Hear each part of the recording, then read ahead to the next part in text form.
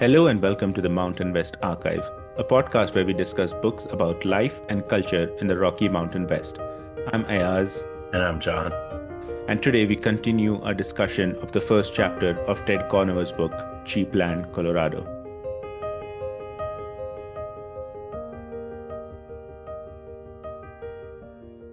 Hi, John. How have you Hey, been? Ayaz. I'm good. A little humbled by a re-listen, and as I mean, I suppose to anybody that does this all the time, they get used to really rehearsing what they're going to say. But yeah, I will try to not talk so much and make weird points. You're here to talk. Right. Yeah, so last week we ended with discussing how the prairie dwellers and the off-gridders on the flats are seen as outsiders by rest of the inhabitants of the valley. So people who live in the city think of people out on the flats as someone who, you know, they're just out there and they're not part of like the culture of the city or whatever.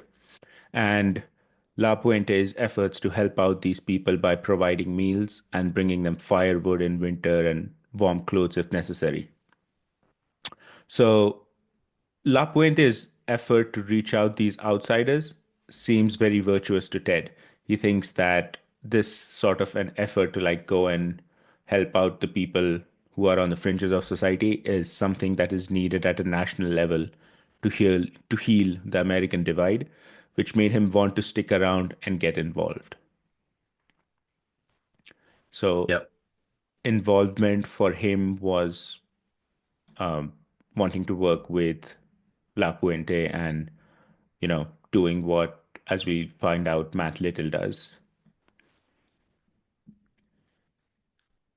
So they meet Geneva Duarte next day at the shelter. She's a lifelong Valley resident and a longtime La Puente volunteer. She's lived in she lived in a double wide trailer with extra space, which she enjoyed offering to people visiting the valley. This is interesting.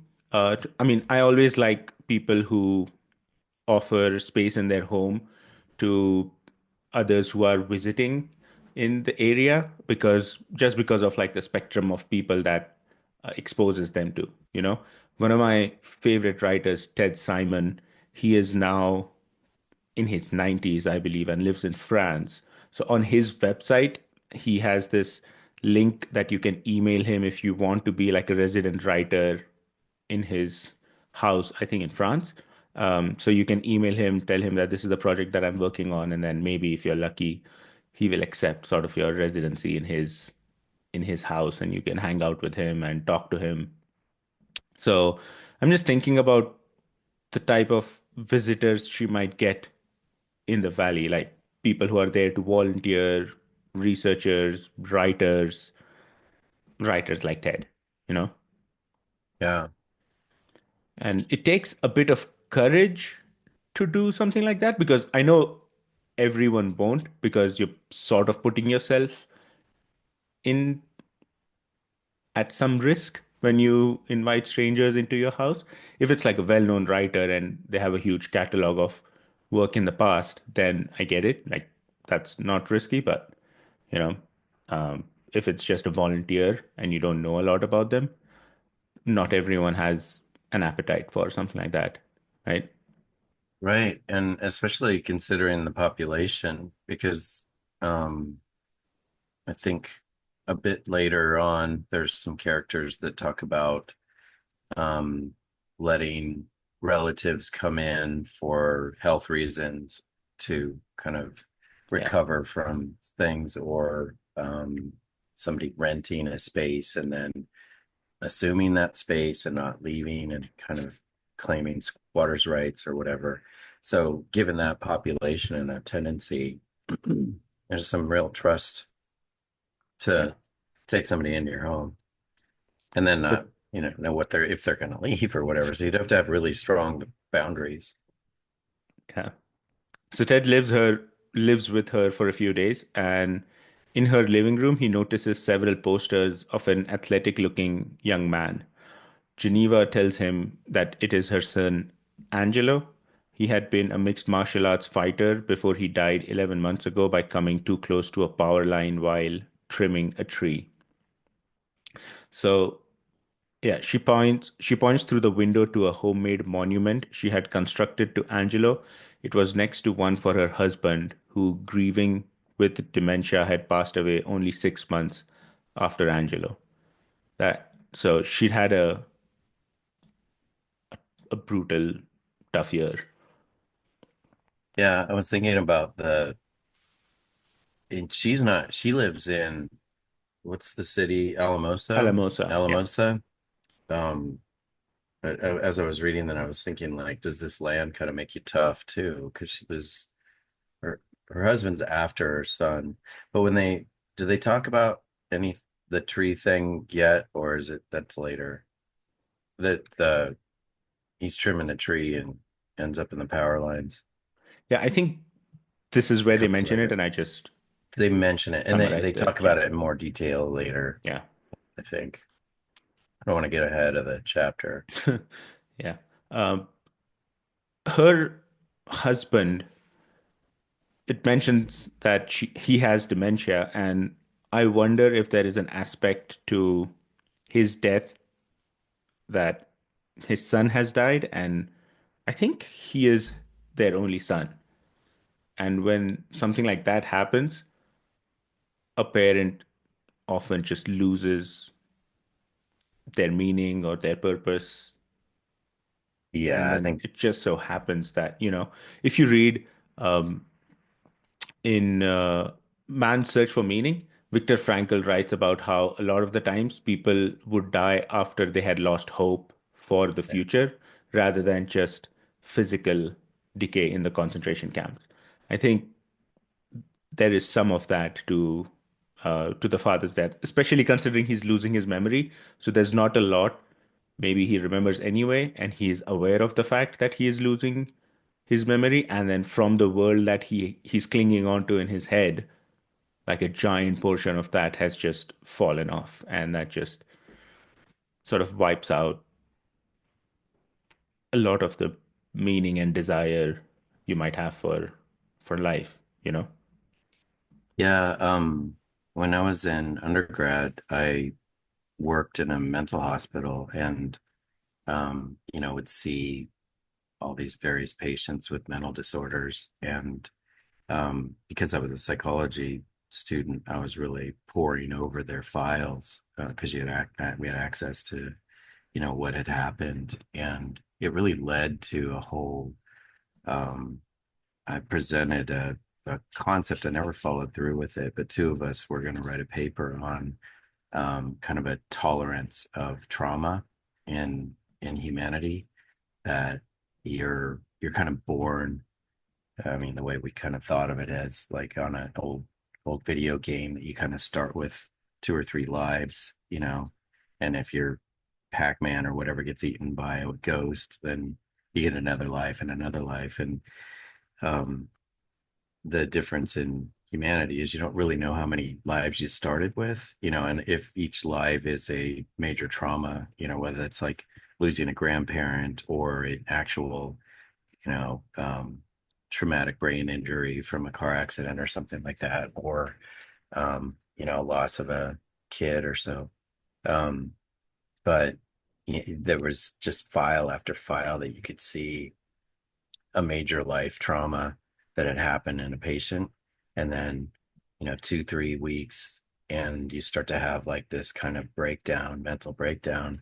And then it was, into the hospital or a various, series of events that led them to being admitted to a mental hospital. And I mean, it was pretty direct correlation every time. It seemed like it. I mean, maybe we were Yeah. kind of pushing the cart on it, but yeah, and in working in retirements, we'd see that a lot when you had like long-term caregivers that their spouse dies and then their entire identity is so wrapped up in taking care of that person that once they're gone, they have this massive void that they can't seem to fill. But I mean, as an author, I think it's interesting because, last week we talked about one of the critiques of the book was that he introduces you to all these characters, but there's no real A deep follow up or dive. story. Yeah. Yeah. So, I mean, it does kind of leave things like this out there. And I was having a similar thought when I reread that and thought, God, her husband dies right after her son dies. And here she is volunteering. So, I mean, things like this would really kind of support your theory because this would become a meaningful purpose in her life to volunteer for people that need her if Yeah. the people that were related to her are now gone, perhaps. Yeah. Um, Geneva lived in Alamosa, but knew Ted was interested in life out on the flats. So she asks if he wants to see Angelo's place, who apparently had lived there for a while after Geneva threw him out. So Angelo has some history living on the flats as well. Um, at some point, Angelo and his girlfriend and her son had lived with Geneva for a while, but then had overstayed their welcome. And seeking a new start, Angelo had bought 5 acres out on the flats and built his own place on in the prairies. So that is sort of where people go to reinvent themselves in a way when life kicks them in the teeth. That is true for people pouring in from West Virginia and different parts of the country, but it is also true for people living in Alamosa for whom the flats are just a short drive away. Ted and Geneva drive out to Angelo's property, and we get some insight into the person and life of Angelo Duarte. Geneva had told Ted what a great guy Angelo was and that everybody loved him, which is something you would expect from a grieving mother. But a La Puente worker who had gotten to know Angelo when delivering Geneva's fresh breakfast burritos around town told uh, told Ted that Angelo was one of the best people ever. So there is some of that. He seems like a nice guy based on the description and how everyone talks about him. Alamosa's mayor also knew Angelo through games of poker at Geneva's house and seemed to like him. So there's like multiple references. How much of this is the fact that Ted is talking to these people after Angelo is already dead? So you tend to not speak ill of the dead, sort of thing.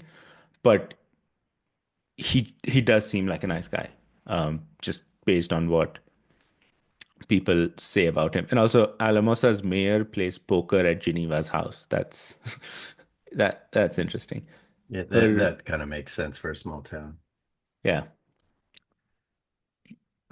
So the thing about Angelo that I mean, he's a very interesting character, and there's more to come, and maybe the most developed character at so least far. through the first few chapters. Um, but like without giving too much away of what's coming, there's there's that retrospective forgiveness, but there's also a kind of community forgiveness for his previous sins and crimes and Yeah, whatever. So that part is kind of interesting, and I wonder if that's kind of a nod to the type of the type of humans that are attracted to this, that given their series of bad luck or life experiences or whatever, because there's a ton of kind of sad stories that not all of them, but a lot of them that are like car accidents and drug addictions and whatever that kind of lead you to this place. Which I was thinking about it today that it's not hopeless. Like you have to have some real grit to want to go out there. So you're not completely, you know, like just living on the street. And even by go out there, you mean in the flats? yeah, Yeah, that it's just such a hostile place to be ultimately. I mean, they always seem to talk about how it's nice in the summer or tolerable in the summer, and then you got to get through the winter. But I mean, I'm trying to see if they covered it. Yeah, the family that with all the dogs and kids, yeah, they had to come. they were living in a tent out there. Yeah, Like Ted Crazy. hits on this as well, that he likes the valley partly because it is a place of hope. It is poor, but it is not like the poor towns that their best days are in the past and it's just a bunch of old people now moaning about life. Yeah. It's it is poor, but it is people who are there hoping for a better future, who are there, who are willing to work hard and to create a new life for themselves. So that sort of gives the region a different vibrancy that you wouldn't have in other, steel towns that are now basically defunct or something like that. Yeah. One time, Angelo was being pursued by police in Fort Garland, and he decided he would try to outrun them. After succeeding for 25 miles, he ended the chase by parking his car in front of Alamosa jail. He also spent 3 years in state prison on account of domestic abuse charges. So, this sort of hints to a darker side to his personality, but he seems to have come out of these experiences a better man. Geneva's granddaughter spoke to Ted about how Angelo was one of the few people who never made her feel judged or ashamed about her past. He made her feel as if she wasn't alone and that we all screw up. We just have to strive for the better. He taught her about second chances and being true to wanting a change. Geneva's daughter also said he learned from all his mistakes and was never a repeat offender. So I guess Geneva has multiple kids. So that's something to, yeah. I'd forgotten that. Thinking about how people speak about uh, Angelo, there is this aspect of forgiveness. In some ways, like poorer societies are more tolerant of individual mistakes because they see more of that around them, and they sort of you can the attitude of we all mess up, second chances, we try our best. Uh, I think that is more more more prominent in poorer areas, I think at least, because you're less, I just think people are more forgiving in those circumstances. Do you think it might have to do with the fact that they've all kind of been through their own Yeah, levels of hell so they can relate? either they or their kid or their father or something, they have some exposure to that sort of dysfunction, and they don't want to write someone off because they made a couple of mistakes in their life, you know. And that is a virtue of places like this. In many ways, they're more open and accepting than a city or the population of a city would be, because in places like this, there is more of an appetite for difference with people.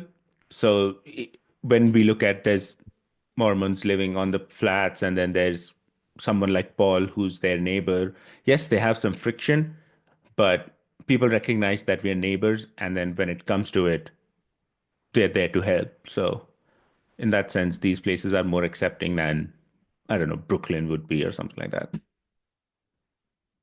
Yeah, I gotta think about that. There's a, is it, I mean, there's a familiarity about these kinds, this community and other, maybe not as desolate kind of areas, but there's the kind of fringe um development. So if you keep driving towards Wickenburg from Phoenix, you'll go through Whitman, I think, and there's a couple other little towns between here and there. And it's like 1 to 5 acre plots, kind of a lot of trailers. They're I think it's at some point they talk about the Earthship houses that are out in the in the House valley. Yeah, and they're expensive or on whatever. the way to Taos. Yeah. Oh, you were telling me about that, or was that in the book? It's there in the book as well. When they talk about off-grid Uh, living, there's like a spectrum of off-grid living. You can be on the flats in your trailer, or you could be in one of those earth ships that is okay. like very thoughtfully created with a lot of effort, which Yeah. costs a lot of money to live in. Oh, right, right. And they got disguised the propane tanks that are on the outside of them to run the generators or whatever. But there's a lot of that on the way out to Wickenburg, and then if you go up north to like Carefree, Cave Creek, there's some just blocks that you go down, and you can kind of just feel that independence and that probably everybody in that community owns a few shotguns and other kinds of guns and ammo and drive trucks and seem more independent and bootstrappy and all of those things that kind of smack of like early America and we can do it and us rising up against the British and that those kinds of attitudes are very prominent out there, but they also kind of get camped in assumption that they're very isolationist and very conservative and and not very supportive of or tolerant of difference. And this is kind of not that. Yeah, it is kind of contradictory that I they are probably isolationist. But somehow they're still tolerant of difference because they create these walls that others cannot penetrate. So there is comfort in that. But then, you know, they know that I can disagree with you, but then at the end of the day, you can't harm me. There is that understanding between people, I think. Yeah. Yeah, Yeah. I don't know if we go anywhere with that, but it's something to kind of keep in mind as this progresses. Because Yeah. I mean, if anything, it makes this um a better look into a culture of this, the presumed split of the country currently politically Yeah. is kind of rural and metro. And you have these densely populated cities that are mostly your kind of liberal camp, and then everything else is assumed um, conservative. And and so like all of the presumptions that go with that, this is kind of, I mean, there's some examples of that being true in the care, in the various off-gridders that he's met, but um, yeah, some of that stuff that you're talking about is, not really in line with what you would presume about people Yeah. living out on the plains. So, and they visit Angelo's dwelling the next day, and Angelo's dwelling was a small wooden ramshackle slapped together using odd wood pieces, aluminum siding, and plexiglass. Everything was uneven and drafty. It looked abandoned even though it had been unoccupied only for a few months. So there's a picture of this in the book. And then if you look at it, I think the windows are broken in and stuff like that because, unoccupied people probably went in to steal some stuff. Geneva didn't share Ted's fascination with this life on the flats. She tells him that the house she grew up in didn't have a bathroom or any plumbing, so living like this willingly out here made no sense to her.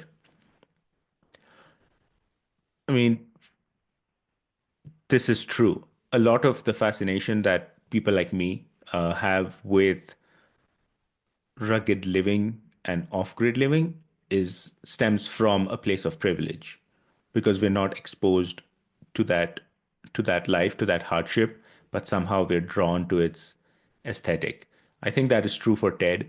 That is true for a lot of people who romanticize or think about wanting to live off grid. And this is what's fascinating about this book as well, right? When people the discourse online about off-grid living is like glamping or all these fancy ways of still comfortable living but living off-grid, but that somehow brings some credibility. But this is what off-grid living out of necessity looks like. And someone like Geneva, who's seen a lot of struggle in her life and has finally made it to a point where she has some semblance of comfort, she probably looks at people like Ted and me and she's like, what is wrong with you? Why do you, civilization got out of living like this. Why do you want to go back? Yeah. Yeah, that's right. And I mean, she's kind of, I, the comment kind of lends itself to been there, done that. I don't need to go experience what it's like to have a outhouse again. No thanks. I've kind of grown away from it, but it's funny to bring up the glamping thing because it really, I see your point from last week where you're that the book about how we define the wilderness now since, the country's developed and you don't have, um, Yeah, now it's seen as an aesthetic thing, not as a I might get eaten by a mountain lion.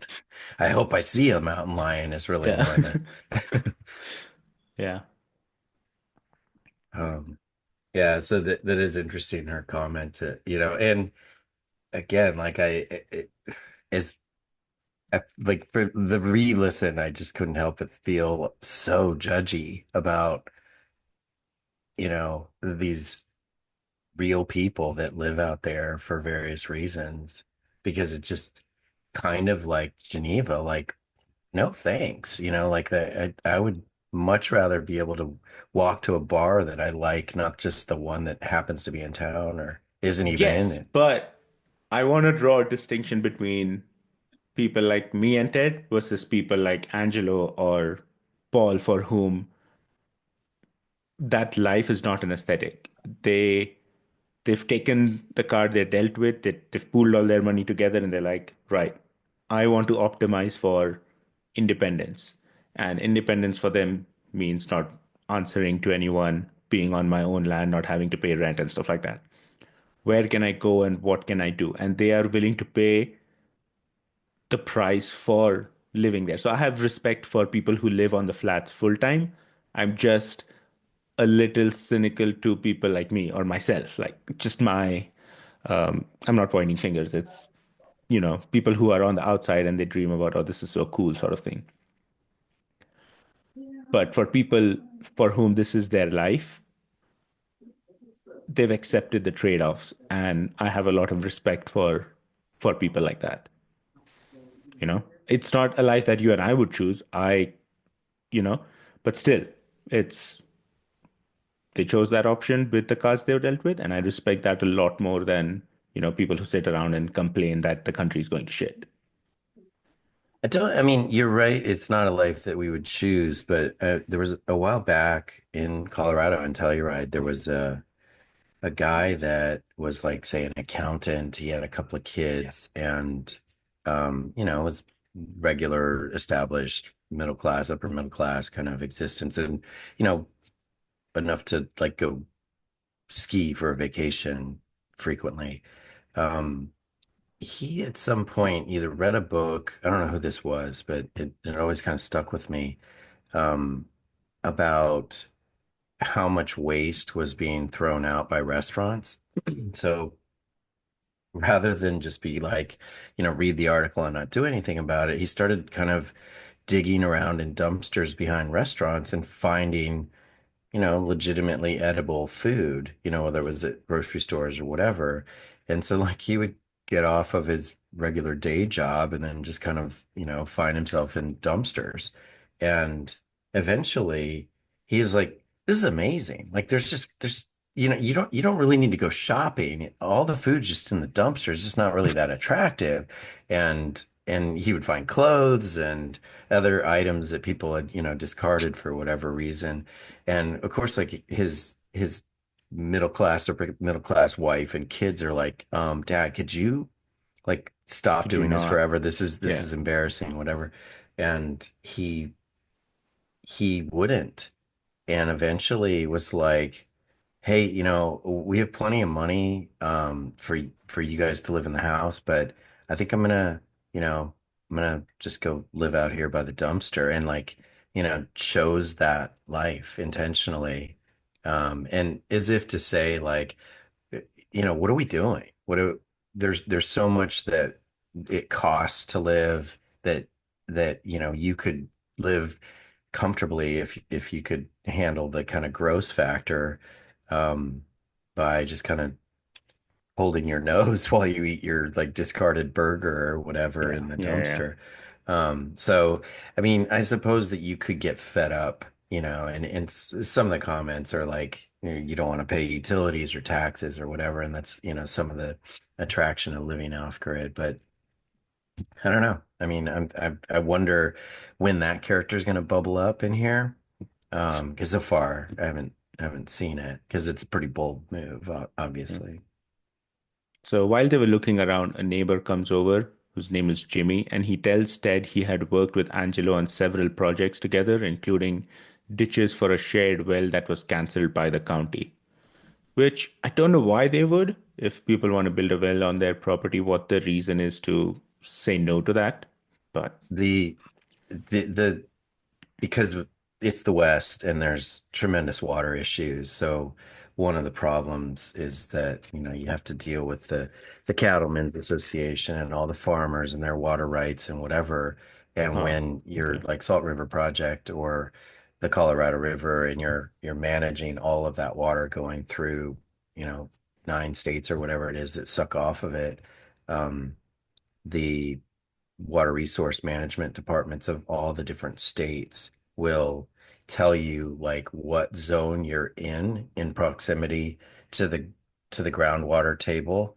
And if I forget what they call it, but like like if you're the river, obviously there's going to be water, and then as you get further and further away, that you hit a level where the water kind of just continues to permeate the soil, and that's what you're tapping into with the well.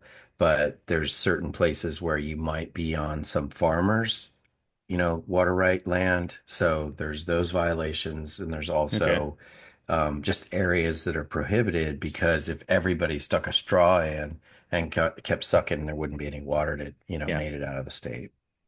And So there's also a lot of farming in the San Luis Valley. I didn't know this before I went to Alamosa into the museum, but they told me like after Idaho, the second most potato in the US is grown in the San Luis uh, Valley. Would never have guessed. I haven't fact checked that, but I'm sure it's true.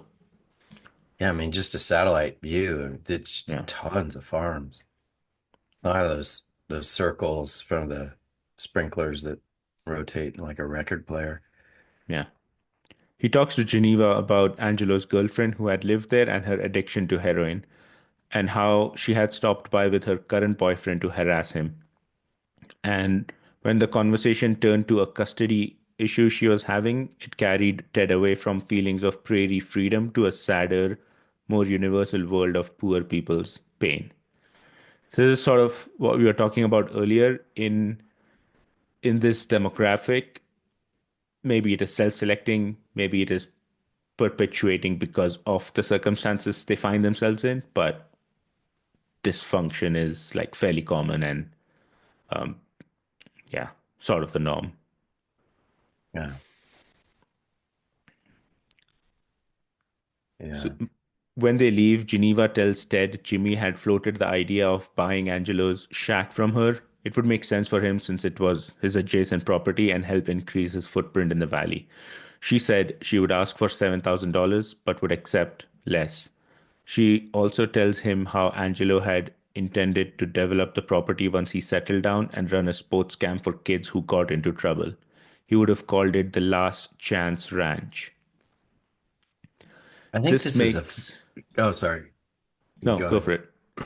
I think this is a funny thing because it reminds me of like, you know, think about a time where you're like, I need to get a new car, or what, like when you were buying a car and like Yeah. you just like had it on the brain, and you're researching everything you can about whatever car. No, I don't want that one. There's too many things that are going to break in 3 years or whatever. So um it kind of speaks to what kind of guy Ted probably is, because like he's thinking like, I don't know. I mean, maybe she's asking seven, but she did say she'd take less, and I could see living there or whatever. But like he's in that mindset of like, I'm gonna buy one of these places, Yeah. and like what a weird thing to get excited about committing to.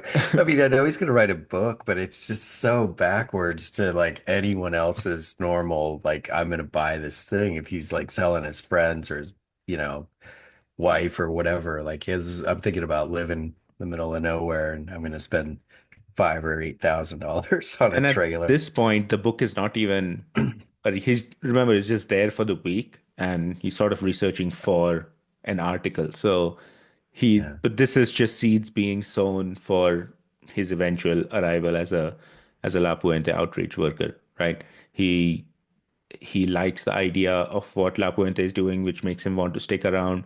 And then here is Geneva talking about a piece of land for $7,000 that has some unique history attached to it.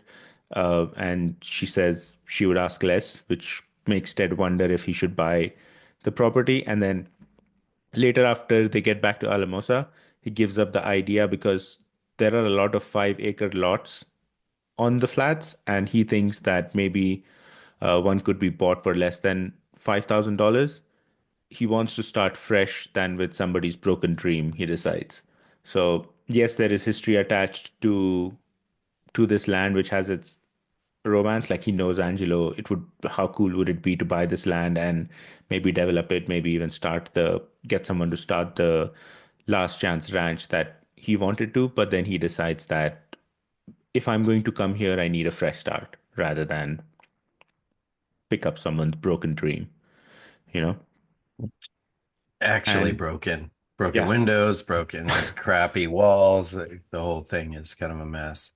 yeah. And last week we talked about how Paul had bought his land for $2,300 in 1993, and then inflation adjusted, it would be about $4,800. And then here is Ted saying that he could possibly buy one 5 acre lot for under 5,000. So price is basically flat.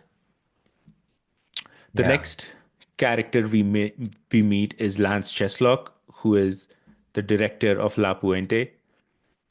And he understood this call of raw land. He says to Ted that 10,000 plots of land are 10,000 potential dreams. That is what the meaning of this land is for people: a base, a claim, a new start, ownership, sovereignty. He himself had started from scratch when he first came to Alamosa from Haiti, where he had spent 3 years with Habitat for Humanity after completing his undergrad in chemistry from Colorado College. So Lance Cheslock does his undergrad in chemistry, decides to go and spend 3 years with Habitat for Humanity, probably as like a gap year thing, except something for him to do and not just travel around. Um, and maybe just think about what he wants to do with his life and the future. And then after he comes back, he and his then wife had bought some acreage just south of Alamosa and converted a 2 bedroom shed into a living quarter. And he still lived there with his wife, his second wife, Rachel, in a more substantial house. So he spent a lot of years in Alamosa. He started from nothing. In some ways, he did his undergrad in chemistry, spent a lot of time in a very impoverished area. And then after he comes back, I think he's faced with a choice of which way to go. He can go and do the traditional, use his chemistry degree, get a corporate job, and do something more traditional, or use his experience in Haiti and go in that direction, which might mean less money, but it means more helping people and doing what he'd been doing for the past 3 years, which I'm sure he must have found very fulfilling because that's the path he takes. He comes to Alamosa, settles there, starts working with La Puente, and Rachel, his current wife, had held their wedding reception at the shelter as well. So he's not just moved to Alamosa, but his life revolves around La Puente, and he's made that a central part of his life, and his wife understands that as well. His second wife does. I don't know if the first Second one did. wife, yeah, I don't know what happened with her. I mean, I can think of a lot of things that have Yeah, happened, but I she mean, probably the wanted to move to comment Springs. he now becomes the hit the volume thing, I think. He becomes one of the interesting characters because he is a little bit more traditional. Like he goes and get a chemistry degree. He decides to work for Habitat for Humanity, which is all volunteer. I mean, yeah, they're going to fly you to Haiti, but you're in some middle of nowhere place there.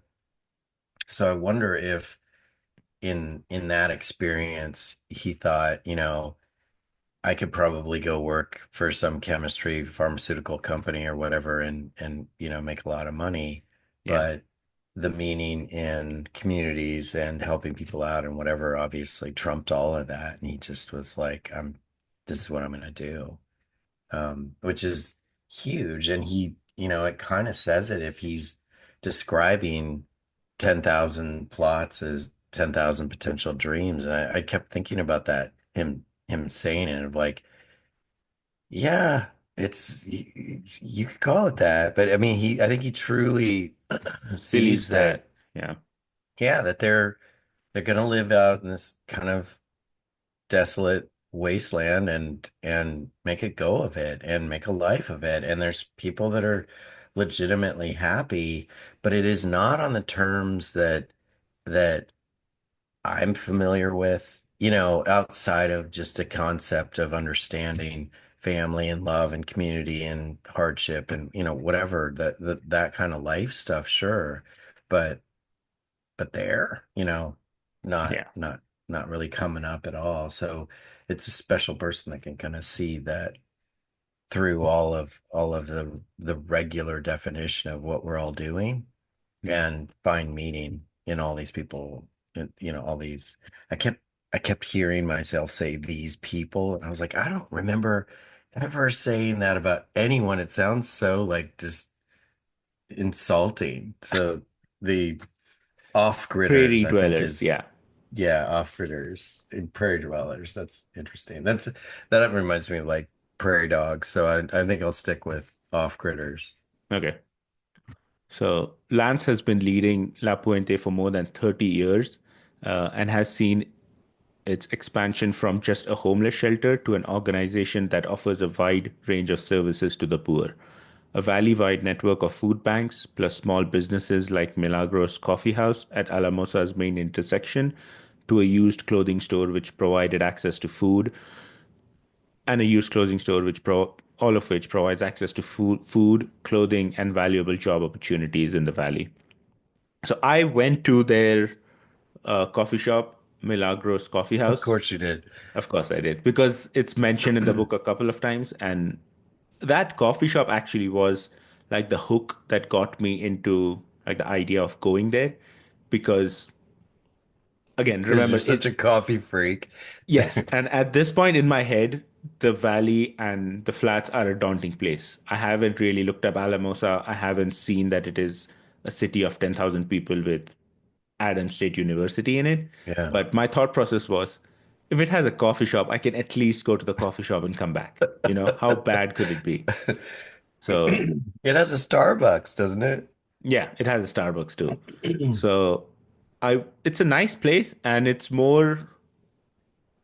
obviously very welcoming of homeless people around in the city, because that is their mission, right? To help people in need. So when I was there, you would see just a couple of people who have nowhere else to be would sit in the coffee shop, take refuge from the cold outside, and just hang out. And it's it feels normal. They don't make anyone uncomfortable. They're just sitting on a sofa, relaxed, someone fallen asleep, and it was cool.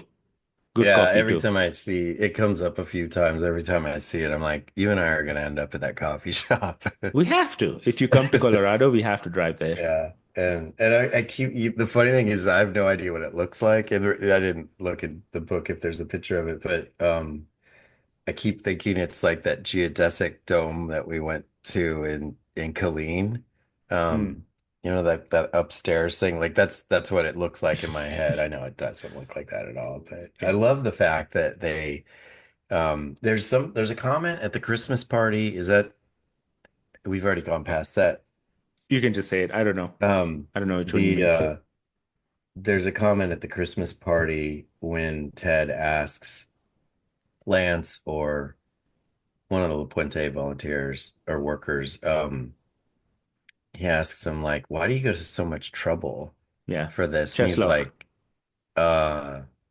why wouldn't we? You know, like it just Yeah. doesn't even register that he wouldn't, give every single thing and moment of time that he had to make some kids happy around Christmas.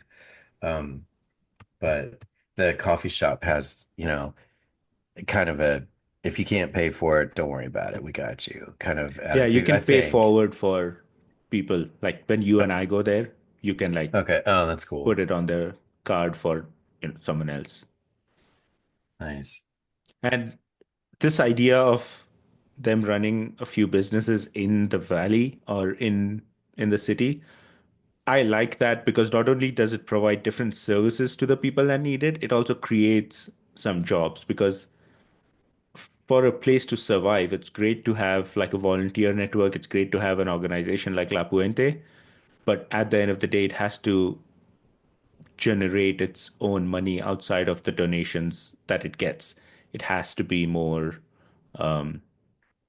robust financially than um, just depending on, you know, people giving it donations.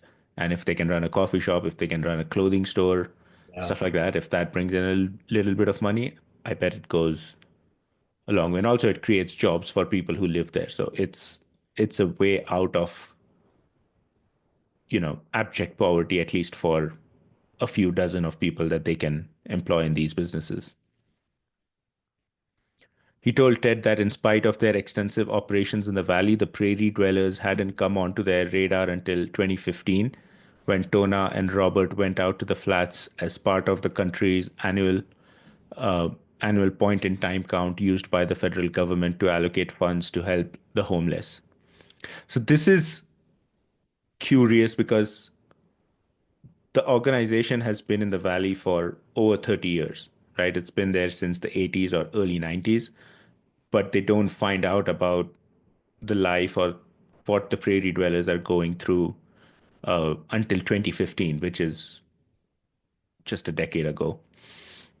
It just goes to show that you can have all these people that live on the dirt tracks, but you not almost, but you literally never see them or think of them because you're on the highway and you just go where you need to go and you don't stop to think or you don't interact with them at all. Well, there's a comment somewhere about that where when the county gets into like fining them for not having septic tanks and um that there's some lead into that where somebody's like, I'm tired of seeing all these busted up old abandoned trailers and trash all over off the freeway or whatever. And so that part of um look the other way is very normal. And that delay, so they're out there 30, 40 years or whatever, is very normal. And I know, I mean, I can give you examples. In Kentucky, one year we didn't have enough money to go on spring break, so we went on this alternative spring break, and they took us to like the backwoods, back hills of Kentucky, and it is the hillbillies, like they like literally like it's them, and they have um more like what he was describing, like if in the old days, if the abandoned wood log cabin, whatever, started to go into where it wasn't livable, it was kind of something you might find in a Bob Ross painting, as quaint, but you're not going to put the busted up trailer in the Bob Yeah. Ross painting, it's more trashy. But some Christian organization had driven past these hillbilly lots for, umpteenth times and decided that they were gonna make it better, make it prettier and help, fix these houses so that really they weren't eyesores to the people that didn't live in them, Mm. not the people that did live in them. So when we got there to, go work on their houses in kind of a similar Habitat for Humanity thing, but only for a week, um, we were the friend of mine and I that went to go do this quickly realized like, oh, we're at like a church camp. This isn't, they don't know us. Like, what, this isn't gonna work. So we actually tried to get permission to stay in the houses that we were supposedly Renovating. helping. and they wouldn't let us do it for, stupid insurance or liability, whatever. Um, Oh, but so we you're wanted to, building homes that are literally just cosmetic. yeah, yeah. And then we were staying at some summer camp, and at night they'd have like a Bible study thing that we would bail on as much as possible. And, we're out there going, we wanted to, talk to the people that live there. The old guy that was on there with like his broken leg or whatever. Um, he was really interesting. Like he knew all these people that were on Hee Haw and whatever, and just like old country singers and stuff. And so he was just infinitely interesting. So we're supposed to be like putting up drywall, and we end up just BSing with him all day. And he couldn't care less because he's like, I didn't ask him to put this drywall up. The whole Yeah, house was fine before these guys come in and say, like, we're going to make it better. Well, knock yourself out, but I'm still going to live here either way. yeah. Um, but yeah, so that was just another aesthetic thing for the people that don't live there, not for the people that do. Ted hints on that at some point. He says that the scene reminds him of like an apocalyptic Mad Max kind of a scene, but Yeah. he likes it that way because at least it's more honest of the times. It might not be as aesthetic as an abandoned hut or an abandoned cabin from back in the pioneer days, but this is the time that we're living in. Poor people who, or people, I know, people who are trying to make a go of it use those trailers. And if that is what the landscape looks like in its aftermath, then that is what it looks like. And he likes the honesty of that, which does resonate with me. Like if I'm driving and I see ruins of trailers and old abandoned homes, a lot of the times I want to just stop and take a picture of it. You know, it has its aesthetic appeal. We just have to like give up the images we have of what ruins look like in the 19th century or whatever, you know. We should Yeah, have, the modern ghost towns are they're not going to last as long, yeah, probably. Although, I had this weird fascination with Detroit for a long time after the all the automotive companies kind of, stopped working there for unions were too expensive or whatever happened, that Detroit kind of became this ghost city. And I was really fascinated with that because, you had really massive sections of downtown in these industrial areas that were making brakes or transmissions or whatever they were doing in the 30s and 40s and 50s that are now just abandoned. And I thought, oh, this is just ripe for, like a phoenix rising, yeah, kind of situation. And they, to their credit, it's kind of happened in various ways. I don't think it's a full-fledged effort, but um, that's more interesting in some ways. And, when we stayed in Birmingham, at that old building, it was just like, I wanted to know all about that building as I'm staying in it, not just like, you know, "Mm, let's get up and get some coffee and go." It was more interesting to be there. yeah. Um, but it's interesting that you have this compulsion to go take pictures of these abandoned. Yeah, I would love to uh, go to like abandoned parts of Detroit to take pictures if it's not too unsafe. Yeah, and Yeah, I mean, when I've delivered boats in Mexico, you find yourself in these coves where just fishermen live there, and you might have a population of I mean, I guess it's a town, but there might be 35 people that live there. But then there's like islands where I think there's some island called like Isla San Francisco that is the most densely populated place on the planet.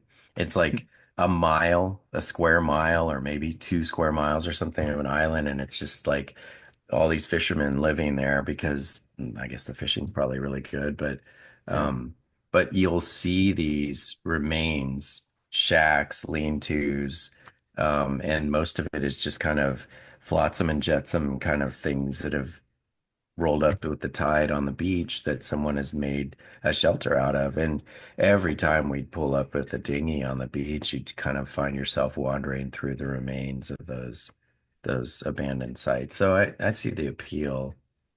It's just there's something like vaguely personal about it being. like you recognize the manufacturer of the abandoned trailer, like then it's like, oh, that's not as creative, is it? This is just a cheap trailer you got on Craigslist or whatever, and then I mean, yeah, figured out it was that's fine. all, yeah, So they heard stories of people skipping diabetes medication, so they had gas money to go into town, of running out of food, of being isolated in abusive relationships, which made Lance want to help them. We should have known this long time ago, he admits, but like everyone else in the community who drives on paved roads, we hadn't paid attention. This is a good line. This is a very good line. yeah, you're right. And yeah, which is true. Like when I drove out there, and even though I was looking for these prairie dwellers, these settlements on the flats, and I was driving on the highway, it took me a while for it to hit that, wait, I am on the flats. So these settlements have to be here. It is what I see around me. There is no marker on the GPS that will tell me this is where the prairie dwellers live, or this is, and then I really looked around me, and then I sort of focused on the trailers and different types of dwellings that were there. And I was like, okay, so this is what I've been reading about. And then I went off the highway. So there's one two-lane highway that goes east to west, and then perpendicular to that, there's just a bunch of dirt roads which are not named. They just have letters on it or numbers on it. So that is how you basically navigate around. So I just took a left turn, went on the dirt tracks, and took a few pictures. That's cool. Um, yeah, that's pretty good. There's a line where it reminded me of something that's coming up. I think anyway, I'll think of it later. Yeah. Lance tells Ted that after they discovered the prairie dwellers, they secured a grant from Caring for Colorado and set up a rural outreach role. Robert was the first rural outreach worker, and Matt Little was now the second. And Lance suggests that Ted go work with Lance for a bit if you wanted to learn more.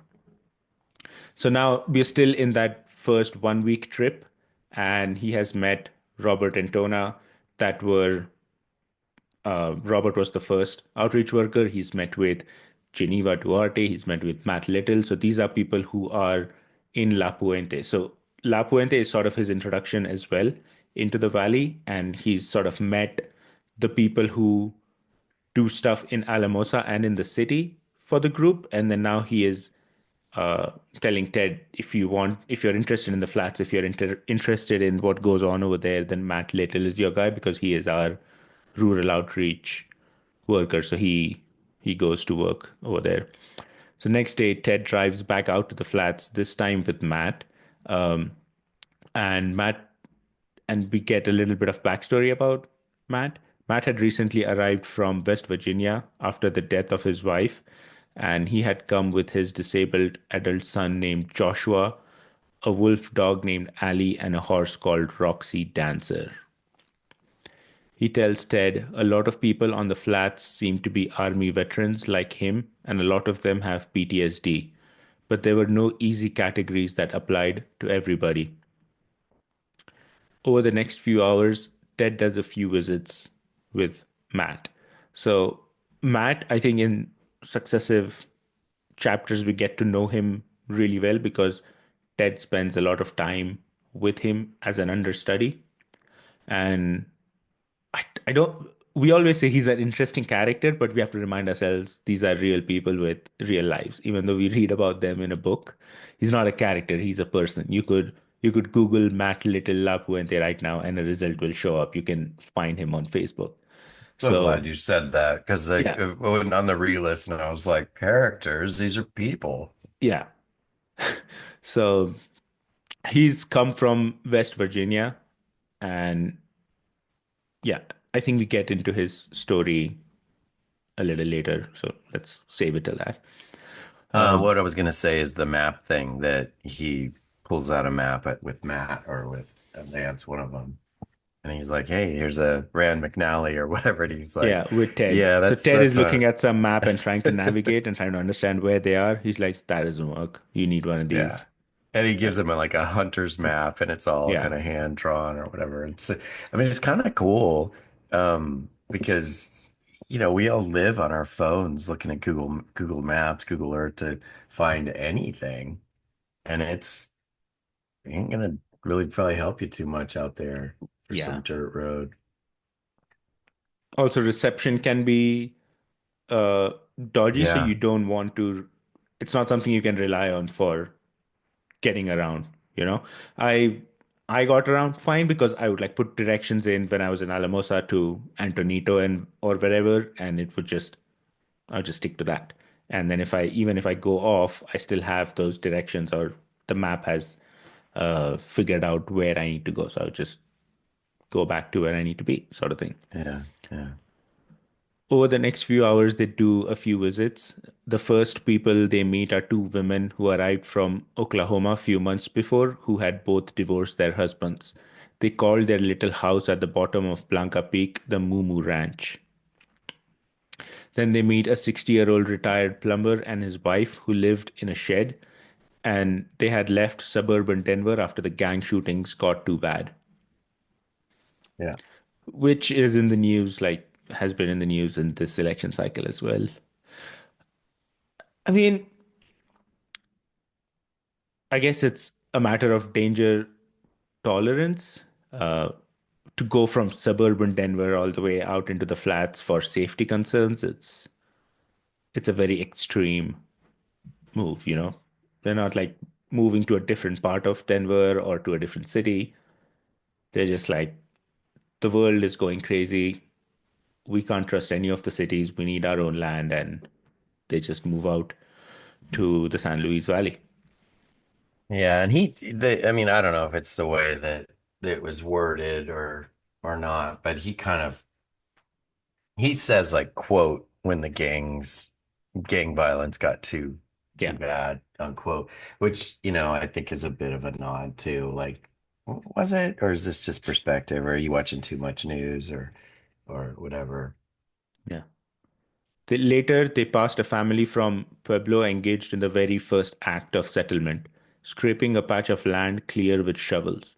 Matt walks over, introduces himself, and hands over his card, tells them if they happen to need firewood down the line to let him know. Matt was working hard to make himself known to the valley's residents, and unlike others at La Puente who referred to them as clients, he referred to them as my people. I don't like to say I'm serving them, he says. That's what you do at a restaurant. I'm just lending a neighbor's hand. People helping people. Which is why Matt is a great guy. He lives in the valley. He understands the pain of other people and what they might be going through. He can put himself in their shoes. No one has to come to him to ask for help. He's willing to go and offer it to people now or even down the line.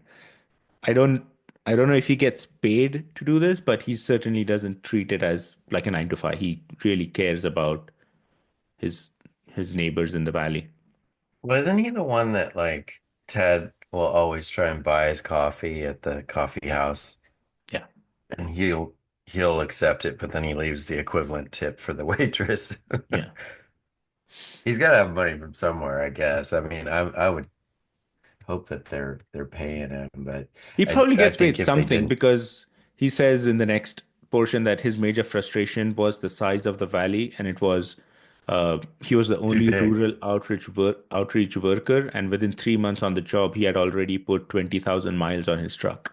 So if he is putting that kind of miles in this job, I'm sure he is getting paid, but Ted is not because Ted is just doing this as part of his research. Ted, when he Yeah, comes back as but a rural outreach worker, he is like a unpaid volunteer, but I believe Matt must get paid at least a little bit to cover the cost and to make it worth his while and stuff like that. Because there's even another Robert interest. says the job as a rural outreach worker helped him walk away from being a cop, being a corrections officer. So there is some money there.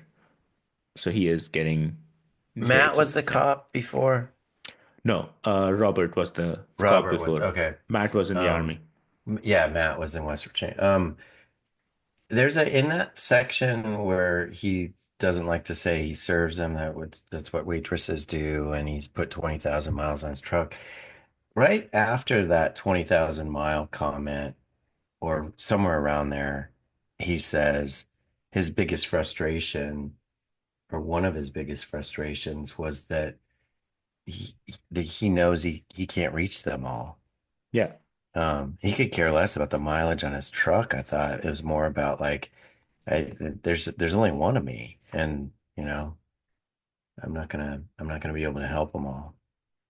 Which Yeah, is I mean, when interesting. he says that he's the only one and complains about the size of the valley, I'm sure it's not because of the miles. It's because there's all these people that need help, and I don't have enough time to go around and, help everyone. So more help would be nice. That is when Ted has the idea to actually work in the valley as an outreach worker, as a way to get to know people and participate in life of the valley. He could learn more about the world by helping Matt. Ted asks Matt what he thought of the idea, and he said he was cool with it, and Ted said he still needed confirmation from Lance. So this is Ted sort of sowing more seeds into being more permanent part in the valley, and it goes with his idea of like immersion writing, you know, which he likes to do. Ted had met Lance a couple of times already, and after dinner at Lance's house, Lance asks him if he had some good stories. And Ted says, I feel like I started some good conversations, but I'd have to go back to fill in some of the stories. They don't all come fully fledged.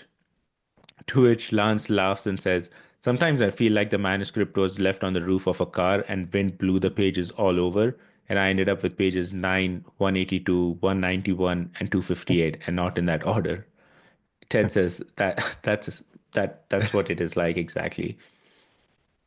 Which is a Yeah. good way of putting it. Like you can go and you meet someone, but you don't know the story. You get a glimpse into their life, but that glimpse only tells you whether you want to dig deeper and want to know more, or moving on, next person sort of thing. And then as Yeah, you but dig deeper, as you get to know someone, then you can sort of get some sense of what their story is and you know, how everything fits together in their life. it's it's an interesting it's a comment that Lance makes about the pages and the manuscripts all being fluttered in the wind. And I get that maybe they're all out of order and you don't have the sequence, and maybe as an author he's frustrated with the same comment that the other critic had said, like, you don't have a fully developed characters, and he's got to be, as an author, like, well, yeah, of course I don't. Yeah. I've met a person every day for however long this took to write. But the thing that is this kind of overarching tone is just kindness, like like whether it's from within or from La Puente or whoever, there's just this kind of look at human kindness, and not in a 30-second ad from the Mormon church or whatever, to No, in a remind us to do something 30-year like that. life. Yeah, it's a book about, all this hardship, but like somewhere kind of there's a through line of kindness that you can't not see at some point as a reader. Yeah. And to the point about developing characters, the reason why he can't always do that is because they're not characters in his mind, right? Sometimes you Yeah. don't get to know a person in a lot of depth, but it is still a valuable nugget to give like an overarching idea of what life is in the valley through all these singular interactions with people. Then, after Ted got back home, he calls Lance to ask about working as a rural outreach worker, and he wanted to know who lived out there and why and what it was like. When he had the conversation with someone who seemed interesting, he would explain to them that he was also a writer and ask if he could interview them. So he's like basically laying out his plan. I want to come back and work as a rural outreach worker. If I think someone is interesting, I will tell them that I'm a writer so that, all cards on the table, this is what I'm here to do. Would you be willing to sit Yeah. down and talk to me? And are you fine with me taking notes? His teaching job meant he couldn't move to the valley, but he could spend most of August there and then visit every month or two. He also wanted to live out on the flats himself somehow, though he hadn't figured it out yet. This balancing act between his day job as a teacher in New York and then coming to the valley and working at La Puente is interesting because when he has, which is like nominally his vacation, he's just picking up more work, right? That's his side project. I want to write a book and I'm going to go and I'm going to work some more and get some more experience and write about it. Yeah. In the Because I summer, think a lot of these people, a lot of these writers who oh, teach, I bet for them, teaching is something they do on the side to have like a consistent flow of income and something to give their life structure. But the main purpose of their life is writing. So I think Ted would say me going to the valley is me doing real work. Me writing Cheap Land, Colorado is my real work, and teaching is just something I do. right. It's like a, it's like Indiana Jones. You know, he's technically a professor, but is he? Lance said he would have to check with the team, but believed it could work. And then when Ted called him back, he immediately jumped into the value of working with people out on the flats. So Lance says it is the opposite of entitlement culture. Those with the frontier mentality are trying to make it on their own. In what they're trying to accomplish, sometimes you see a reflection of yourself. Then he added, the fringes of society really define who we are. They are the extreme fringe, asking questions about how we all should live. And then, of course, he says yes to Ted working with Matt on the flats.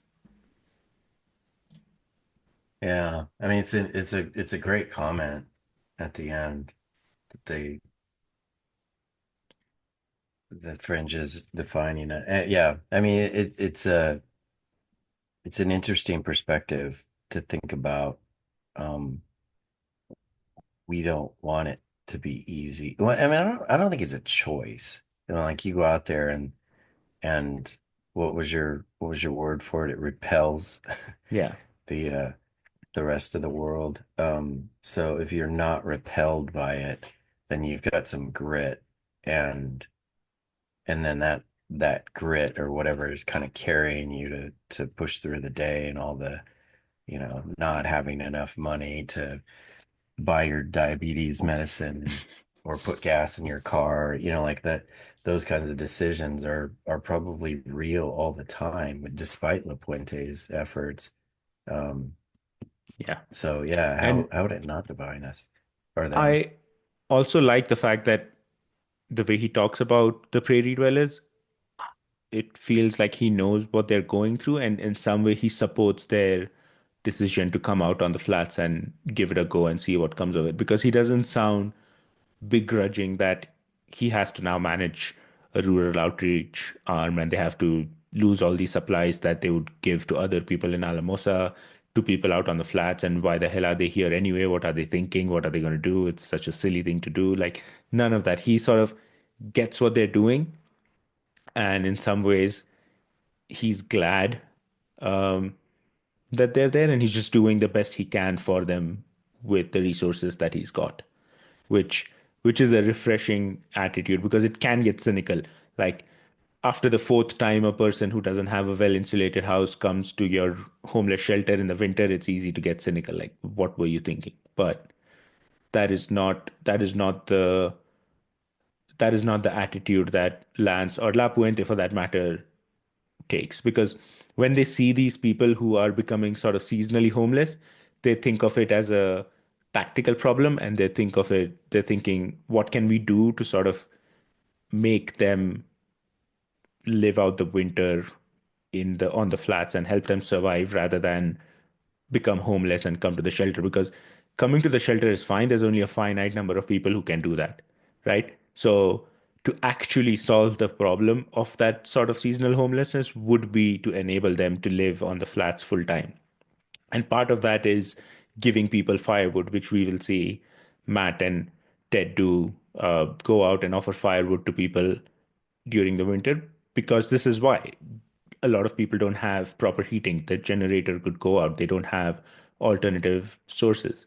So you help them out by giving them good clothing and firewood so they're not forced to abandon their home, because it can sound like it is so convenient to live on the flats in the summer and then live in the homeless shelter during the winter and be more comfortable. But the flip side of that is you're abandoning your home, you're abandoning your trailer. It is vulnerable to being broken into and stuff like that. So even though living indoors in a homeless shelter might be more comfortable in some ways during winters, it is still something you don't want to do as an off-gridder on the flats, because you don't want to live your home, because that is literally all they've got. Now, they've poured thousands of dollars into the land, they've poured further thousands of dollars into their home, and you don't want to lose all of that to go and live in a homeless shelter. And sort of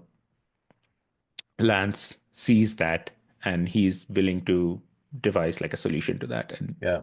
that's why I like him.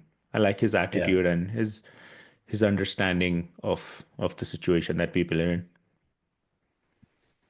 Well, I mean, the thing that is kind of eking through all of the various people that we're being introduced to through Ted is I've found myself thinking about him more than the characters. I know that he talks about his struggles or his involvement or annoyance with the dog or whatever, observations as an author, but I find myself thinking more and more about his choice to do this, because I think it made it fairly um, evident in the last episode that I was just like, I don't even understand this. Like, what, what is this? Like, why are we even interested in this? And somehow it's like drawn me in, Yeah. despite the like not the lack of character development or whatever we could complain about because of things like that the through line of kindness or just the willingness to try to go eke it out in the last refuge of the country that is the wilderness or the Yeah. frontier. And the reason I wanted this to be the stopping point for the podcast and then take up the rest of the first chapter in the next one is because there is like a vibe shift from now to the next half, because then we spend more time with the county code enforcement. And Mm. when we pick up next week, we will be with Ted and a couple of county code enforcement officers who take him around, and he sees their ways and what they are about and what's going on in their minds and what their perspective is. And it is a bit of a vibe shift from, in this episode, there are people who are helpful and who sort of are sympathetic to people in the valley and on the flats. And then we will spend some time with people who are, in some ways, the antagonists, who want them gone, who want to like preserve, who want the flats to be as empty or, as untouched as possible in some ways. So yeah, that Yeah. is to come next week. Any closing thoughts? It just it's always amusing to me to have those kinds of movements. Like I get the impetus, but it's like when there's a concern, um, like if there's a drug war on the border and we're gonna, elect czars and enforcement officers and whatever Yeah. to like fight that war, when does it end? Like it just doesn't. So like the moment you've entered into something like that, there is no end game. Like okay, so run them out and they're gonna find another place to, you know, exist illegally until you find them and they'll just keep, moving around. Yeah. I guess you'll win some battles, but you're not going to win the war. So I Their don't know. Some thought of that stuff. process would be, at least they'll be off our land. I think that's the only thing they care about, right? Go do it elsewhere, but not here. Again, I'm not saying they're Yeah, right. not in our backyard. And Yeah. and and it's like Okay, so now you suddenly care about a bunch of farmland that otherwise, was some bad development deals from the 70s that you were going to do what with again? Nothing? Okay, so what do you, Just leave it's it just there. weird. Yeah, just leave it alone. Yeah, Yeah, cool. This was fun. yeah, yeah, yeah. Thanks for I'm joining sure. us. We will see you in the next one.